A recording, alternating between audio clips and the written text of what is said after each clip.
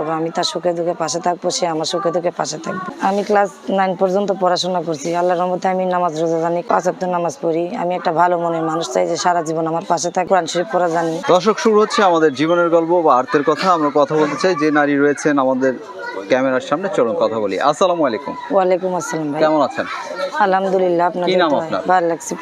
ফারিয়া। ফারিয়া আপু কোথা থেকে এসেছেন? ভাই আমি নারায়ণগঞ্জে থাকি। আচ্ছা, কেন এসেছেন এখানে ইউটিউবে? ভাই ইউটিউবে আসছি প্রতিবেদনে অনেক কষ্টে পড়ে, কারণ আমি চাইছিলাম যে আমি সারা জীবন পর্দার ভিতরে থাকবো, আমার যাতে মানুষের চেহারা না দেখাই। এই কথাটি তো আসলে সবাই বলে, পর্দার মধ্যে থাকবো, বিয়ে করব, ভালোবাসবো, হ্যান ত্যান এক্সেট্রা। না ভাই সেটা না, আমি চাইছিলাম, কিন্তু আমার চাই, আমার মা গরিব, দিতে পারে না, তার জন্য বিয়ে দিতে পারতেছে না, তার জন্য আমার আমার আচ্ছা, যে কথাগুলি আপনি বলছেন, যেমন ভাবে বলছেন, তাতে কি সবই সত্য বলছেন? হ্যাঁ ভাই আলহামদুলিল্লাহ। আমি 5 ওয়াক্ত নামাজ পড়ি, কোরআন শরীফ পড়া জানি আলহামদুলিল্লাহ। আমি ক্লাস 9 পর্যন্ত পড়াশোনা করছি। আল্লাহর রহমতে আমি নামাজ রোজা জানি, কোরআন শরীফ পড়া জানি। আমি আমার সংসারে আমার মা, আমার একটা ভাই, আমরা 3 জন সংসারের।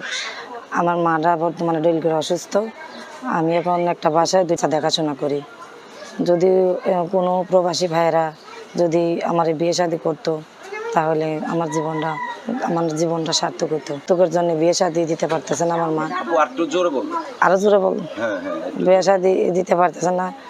আর আমার বয়স 20 বছর, ঠিক আছে। আমি পর্যন্ত পড়াশোনা করছি, লগ্নে পড়াশোনা ছেড়ে দিছি। আমি নামাজ রোজা জানি, আল্লাহর রহমতে আমি কোরআন শরীফ পড়া জানি, 5 ওয়াক্ত নামাজ পড়ি। আমি একটা ভালো মনের মানুষ চাই যে সারা জীবন আমার পাশে থাকবে, আমার ভালো মন্দ দেখাশোনা করবে, আমি তার সুখে দুঃখে পাশে থাকবো, সে আমার সুখে দুঃখে পাশে থাকবে। আমি এরকম একটা মনের মানুষ চাই। আচ্ছা, এই যে আপনি যে একজন মনের মানুষ চাচ্ছেন ক্যামেরার সামনে এসে, জি ভাই। যেহেতু আপনি লেখাপড়া জানেন, জি ভাই। হাতের কাজ তো শিখতে পারেন, হাতের কাজও তো জানেন কিনা? জি ভাই, হাতের কাজ জানি, আল্লাহর রহমতে সেলাই মেশিনের কাজ জানি, সেলাইয়ের কাজ জানেন। তো আপনি তো লেখাপড়া জানা, দেখতে বেশ সুন্দর মাশাআল্লাহ। তো আসলে ক্যামেরার সামনে এসে বিয়ে বসতে হবে কেন? ভাই ওই যে সামনে এসে যৌতুক চায়, তার জন্য, যৌতুকের জন্য আমার মা গরিব, যৌতুক দিতে পারে না, তার জন্য ক্যামেরার সামনে আসছি। যদি কোনো ভাই যৌতুক ছাড়া বিয়ে শাদী করে, তাই সে আশায়। আচ্ছা, যৌতুক ছাড়া যদি কেউ বিয়ে করে, তো আমাদের দেশে অনেক মানুষ আছে যৌতুক ছাড়া বিয়ে করতে চায়। তো আপনি কি আসলে যৌতুক ছাড়া বিয়ে বসবেন? হ্যাঁ ভাই, আমি যৌতুক ছাড়া বিয়ে বসার জন্যই প্রতিবেদনে আসছি। যৌতুক ছাড়া বিয়ে বসার জন্যই প্রতিবেদনে আসছে? জি ভাই। আচ্ছা, এই যে যৌতুক ছাড়া আপনি বিয়ে বসার জন্য যে প্রতিবেদনে আসছেন, তো সেই লোকটা কেমন হতে হবে? ভাই সে একটা ভালো মনের মানুষ হইলেই হবে। ভালো মনের হলেই হলো। জি। ভালো মনের তো পৃথিবীতে সবাই, কিন্তু আসলে ভালো মন্দ কিভাবে বুঝবেন আপনি? ভাই এখন আমার তকদিরে যদি ভালো কিছু লেখা থাকে, তাহলে অবশ্যই আমি ভালো একটা মানুষ পাবো। জি। অনেকে তো বলে যে ভালো, কিন্তু পরে ভালো আর পায় না।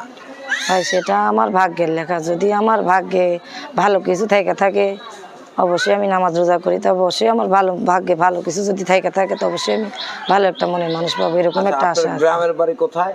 জি ভাই, আমার গ্রামের বাড়ি নারায়ণগঞ্জে, মুন্সিগঞ্জ, নারায়ণগঞ্জ। ভাই বোন কোথায়? আমার ভাই হলো ছোট একটা ভাই আছে, আর আমি বড়। মা বাবা? বাবা 10 বছর আগে আমাদের সাথে সম্পর্ক ছেড়ে চলে গেছে, মা আছে। বাবা নেই, মা আছে? জি।